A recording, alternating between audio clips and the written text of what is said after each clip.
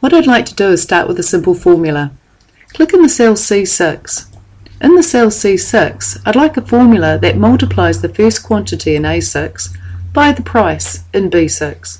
So in the cell C6, type equals, click A6, press the star, and click B6. We've entered a formula that says A6 times B6, which is effectively 10 times $39.95. When we press enter, we're given the answer $399.50.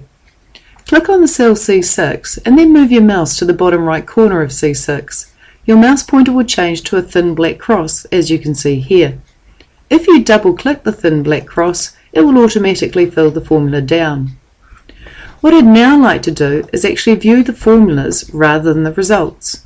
And I'm going to ask you to press the key combination Ctrl-tilde. The tilde key can be found below the escape key. If I hold the Control and tap the tilde key, I switch to seeing the formulas. This formula in C6 has two relative cell references. The first relative cell reference is A6 and the second relative cell reference is B6. And what I mean by relative cell reference is when A6 is filled down, it automatically relatively changes to A7, A8, 9, 10 and 11. And the same is true as B6. B6 relatively changes to B7, B8, B9, B10 and a B11. And that's exactly what we want. And that's what Excel does by default. When you copy and paste a formula or fill a formula down, references in formulas will relatively adjust. If you press the key combination Ctrl-tilde again, you'll switch from viewing the formulas to viewing your results. Ctrl-tilde is covered in the Stage 1 material.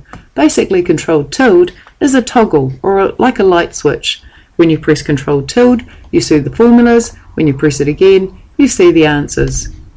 If you print at this point, you would be printing the answers. If I press Ctrl-tilde again, I'd be printing the formulas. So I'll press it again to see my answers.